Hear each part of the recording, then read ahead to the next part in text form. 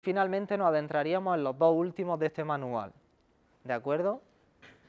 Este séptimo, aquí hablamos del concepto del estrés y de cómo gestionar esas situaciones de estrés que nos suceden y cómo se relaciona con las lesiones deportivas. Inicialmente comenzaríamos hablando de qué es el estrés. Esto es muy curioso porque, claro, Maribel, ¿qué es para ti el estrés? Una cosa muy... Pero siempre vamos con él, vamos siempre deprisa. Siempre vamos deprisa. Siempre vamos, como que nunca llegamos a tiempo. Nunca llegamos a tiempo. ¿Y por usted, María Angustia? El estrés. Que hay muchas cosas que hacer y no llega. De nada, ¿no? Y siempre vas corriendo. ¿Y para ti, Mar? ¿Qué es para ti? Yo en persona, ¿no? Claro, aquí hay muchas concepciones del estrés. Chicos, ¿para vosotros qué es estar estresado? ¿Qué es para vosotros estar estresado? ¿Qué me diríais? No tienen estrés. Claro, esto es curioso, ¿eh? Elena, ¿qué es para ti el estrés? El sobrepensar. ¿Y para vosotros, Dani? Hacerle bola a las cosas. Es decir, si algo me sale mal, llevármelo a casa, llevarme y seguir haciéndole bola, seguir haciéndole. Y va a llegar un punto que la cabeza. Ajá. O sea, casi todos tendremos una concepción similar, ¿no? Pues mira, hoy vamos a aprender qué es el estrés, cómo se manifiesta y cómo lo podemos gestionar. El estrés, chicos, al final es una variable que lo que hace es poner en marcha nuestros recursos fisiológicos, cognitivos, para que cuando vienen dificultades, ¿cómo podemos afrontar esa situación? El estrés a corto plazo, en el momento, no es negativo, es bueno. De hecho, a través del entrenamiento se proponen situaciones de estrés para estar más preparados en la competición. Ahora bien, el estrés, ¿sabéis lo que sucede? Que nos supone un sobreesfuerzo. Y si no nos recuperamos de ese sobreesfuerzo, nos vamos agotando. Y como esto es como las baterías, si no la cargamos y se sigue descargando, llega un momento en el que ya no queda batería. ¿Qué sucede? Que el estrés se puede manifestar de muchas maneras. Depende de cada persona de esta sala y de la situación.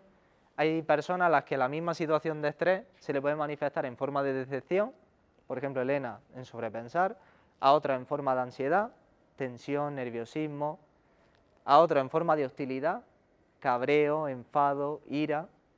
A otras personas incluso llegará un momento en el que se agota y a otros en el que la misma situación de estrés en esta sala les da como aliciente a pensar un poco, a incentivarse.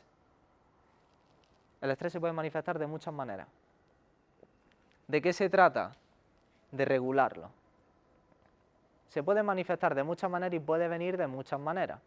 El estrés puede venir de situaciones del entrenamiento, situaciones en casa, situaciones en el trabajo, situaciones en la competición, los estilos de vida de la deportista, acontecimientos que me sucedan, lesiones deportivas, también es una situación de estrés.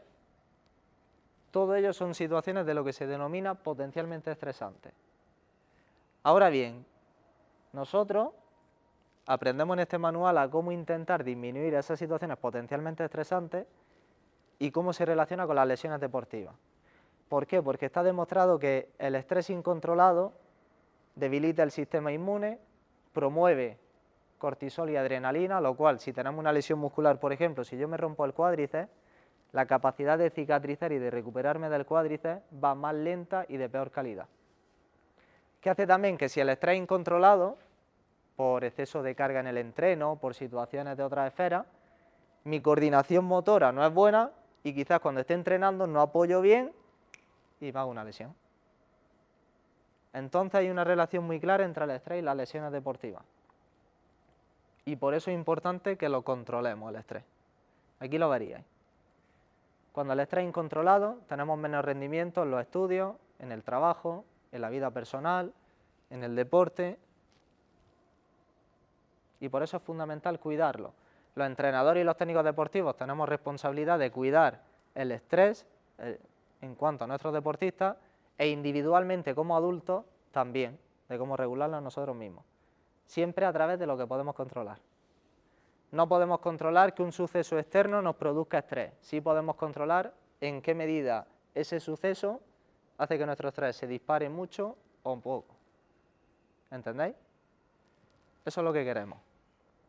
Para ello se proponen estrategias, ¿no? Hay una parte en la que se pueden aliviar un poco esas situaciones de estrés, otras veces se puede trabajar individualmente o colectivamente estrategias y habilidades para regularlo, también con conceptos como los que estamos viendo a lo largo de toda esta noche, con toda esta unidad didáctica, y es un poco esto. Se trata de regular el estrés y que cuando vengan esos picos, en el menor tiempo posible, regularlo. ¿Y cómo se relaciona después de una lesión? Esto muchas veces es muy curioso y lo que hacemos es que hay deportistas, imaginaros que yo, por ejemplo, me rompo el ligamento cruzado de la rodilla. Es una lesión de gravedad y me tengo que operar. Justo cuando tengo una lesión, mi nivel de estrés es altísimo. Se producen situaciones de ira, de cabreo, de negación, no quiero aceptar la realidad de una lesión de gravedad. También se trabaja con esos deportistas sobre cómo prepararse para una intervención quirúrgica, para luego recuperarse. ¿Y cómo se relaciona esto? Cuando un deportista no gestiona su estrés por lesión, su capacidad de recuperación es mucho peor. ¿Por qué? Porque normalmente hay deportistas que no son comprometidos, como decíais, o consistentes con las tareas que les marca el rehabilitador, su capacidad de autoconfianza se transforma en una falsa confianza, al final su capacidad de trabajo y su actitud no es buena como debería. Entonces, si yo me quiero recuperar en el menor tiempo posible y de la mayor calidad, esto es muy difícil.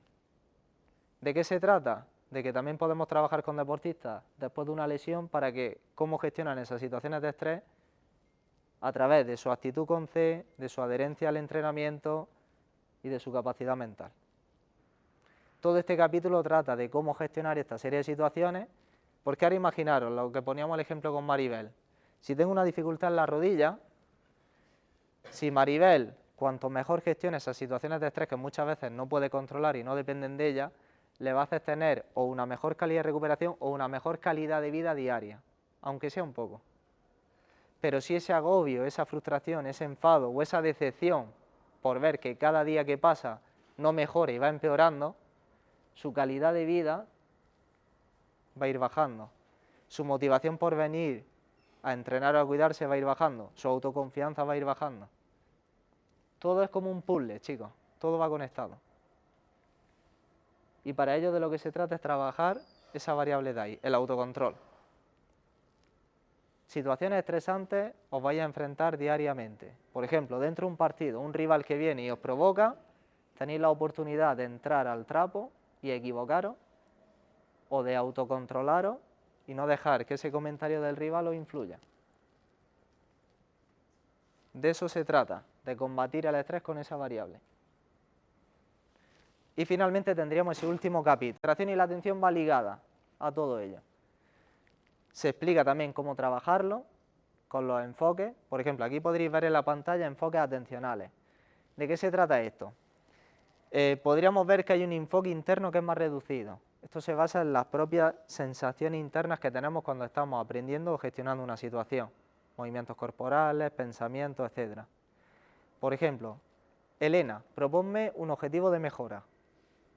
Si me enseñara el coger un instrumento, un gesto, una figura. Empezar por tema corporal, antes que empezar directamente con una hora. Tema corporal, ¿no? Pues mi atención y mi concentración, en este caso Elena, tendría que intentar decirme que se focalice en mis propias sensaciones y mi propia gestualidad, los detalles concretos. En lugar de estar pendiente a todo lo que hay en la sala y los detalles y los rivales o el escenario, tengo que estar pendiente primero a mí. Mi enfoque interno es reducido, mis movimientos concretos, mis sensaciones. A medida que yo voy dominando eso, la atención se va ensanchando y ya pasa a un enfoque cada vez más amplio. Voy trabajando esa capacidad de autoconfianza, los detalles, y luego ya le vamos metiendo elementos externos. Por ejemplo, el escenario, el tapiz, ciertos elementos, y finalmente, a medida que vamos dominando todo esto, es cuando hablaríamos también de cómo hacer ese tipo de actuación con ese tipo de instrumentos, con ruido, con público, en un escenario.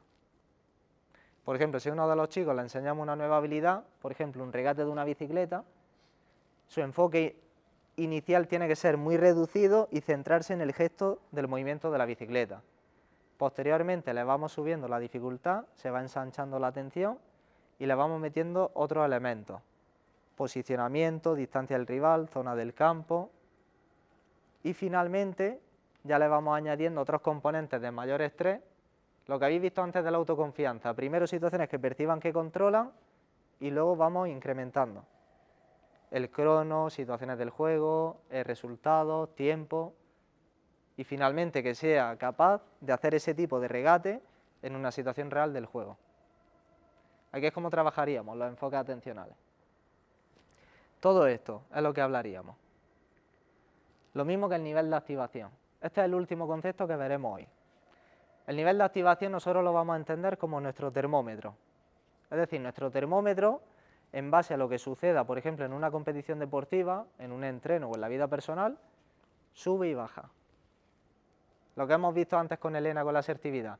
Si alguien llega, que no podemos controlar, y es agresivo con nosotros, nuestro nivel de activación quizás se dispara en cabreo, en enfado o en ira. Luego también puede pasar que si vamos a afrontar una situación de otra índole, nuestro nivel de activación baja. ¿De qué se trata? De intentar que el nivel de activación sea lo más estable. Porque muchas veces los deportistas estamos con un nivel de activación muy hiperexcitado y realmente nuestro rendimiento es bajo. Y hay otras veces en las que los deportistas, nuestro nivel de activación vamos un poco más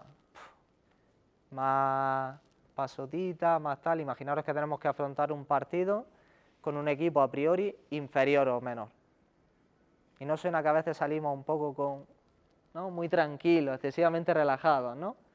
Mi nivel de activación está muy por debajo y no suena de que luego queremos incrementar el ritmo y nos cuesta demasiado. O que no llegamos a una competición con ese nivel de activación y cuando llega el momento y quiero subirlo digo, me cuesta ahora demasiado. Eso hace también que mi rendimiento sea bajo. ¿De qué se trata? Que todo lo que hemos visto de cómo establecer objetivos, de la actitud, motivación, autoconfianza y atención, se concluye con esto. Intentar que nuestro nivel de activación, nuestro termómetro sea lo más estable para que cuando sigan sucediendo situaciones de la competición, mi rendimiento sea lo más óptimo. Claro, es muy difícil estar exactamente siempre en un nivel óptimo. ¿De qué se trata? De intentar el mayor tiempo posible encontrarnos aquí, en ese nivel. Por ejemplo, dentro de una competición suceden esas situaciones de estrés que hemos comentado. Resultados adversos, minutaje, situaciones del rival, compañeros, comentarios de la grada. Para todo ello tenemos que intentar encontrarnos ahí. Y en el manual lo que se explica un poco cómo la activación no solo puede ser a nivel fisiológico, no suena a veces cuando nos ponemos nerviosos, se nos encoge un poquito el estómago, nos sudan las manos, la pulsación se acelera. La activación puede ser a nivel fisiológico o a nivel cognitivo, a nivel de pensamiento. Como decía Elena, ¿no? El sobrepensar las cosas, el darle vueltas, ambos tipos de activación nos pueden perjudicar. Y también la activación puede ser positiva o negativa. Y ahora aquí diréis, claro, ¿qué activación queréis? ¿Cuál me diríais? La positiva, todo el mundo la positiva, ¿no? La negativa no, tampoco. ¿Qué me diríais, chicos? Activación positiva, ¿no? Todo esto depende. La activación negativa no es sinónimo de que sea malo en sí, todo lo contrario. La clave está, y lo que se explica en el manual es cómo aplicar una activación positiva o negativa. La activación positiva muchas veces se relaciona con el concepto más de la motivación y la negativa un poco más con el concepto del estrés. Por ejemplo, imaginaros que en una competición deportiva los chicos del fútbol compiten con un rival que a priori ellos entienden que es inferior, su nivel de activación está por debajo. La activación negativa le ayuda a subir ese nivel de activación antes de la competición. ¿Por qué durante?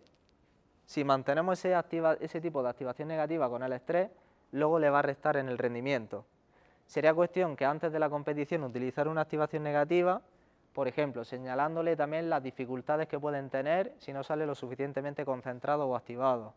Recordarle situaciones pasadas de cuando ya han partido con ese nivel de activación bajo, cómo han sufrido después. Subimos nivel de activación aquí y luego dentro de la competición la activación positiva hace que se mantenga óptimo. sería combinar ambos. Aquí la clave está, y cómo se explica en el manual, es cómo aprender a aumentar la activación o cómo aprender a disminuirlo. Se trata de esto, porque habrá situaciones en las que quizás necesitamos que nuestros deportistas, nuestros jóvenes, suban el nivel de activación y otras veces los que tenemos que bajarlo. Imaginaros que también los chicos, en este caso del fútbol sala, los adultos, están con un nivel de excitación altísimo porque juegan con el rival de la liga, el equipo a batir, etc, etc. Tenemos que intentar bajar ese nivel de activación para que su rendimiento sea óptimo, porque si están sobreexcitados, volveríamos a lo mismo, su rendimiento no va a ser el idóneo. La clave está en buscar los equilibrios, y de eso es de lo que se trata. Entiendo que al final este tipo de jornada, y por eso nos disculpamos mucho con el tema de la introducción, el manual es muy extenso, de lo que se trata era un poco daros ciertas pinceladas de todos los capítulos. Lo ideal es intentar que a lo largo de los municipios de la Diputación de Almería que podamos hacer unas ponencias más concretas sobre algunos de los capítulos, pero que al menos pudierais conocer este manual, que es accesible para menores, para adultos, para deportistas adultos, porque todo lo que hemos visto hoy se aplica para cualquier ámbito, para cualquier deportista independientemente de su nivel, de su edad y de su momento. Por eso hemos visto esos conceptos, que es la psicología deportiva y la formación integral, cómo establecer objetivos, motivación, autoconfianza y los estilos de liderazgo, y luego hemos estado viendo también los conceptos de la creatividad y esas estrategias psicológicas, cómo preparar las competiciones de manera más específica, y finalmente viendo también el estrés junto con las lesiones deportivas y la atención y la concentración con el nivel de activación óptimo. Esa sería un poco la idea de hoy, intentando adaptarlo un poco a que fuera lo más dinamizado posible, pero para que pudierais conocer este manual en esta Semana Europea del Deporte, ¿vale? Así que si os gustaría ahora que podamos tener algún minutito, alguna duda, alguna pregunta, ahora es nuestro momento, ¿vale? Lo tendríamos hasta aquí, chicos. Muchas gracias y de verdad que disculpar por el pequeño imprevisto de antes. Muchas gracias.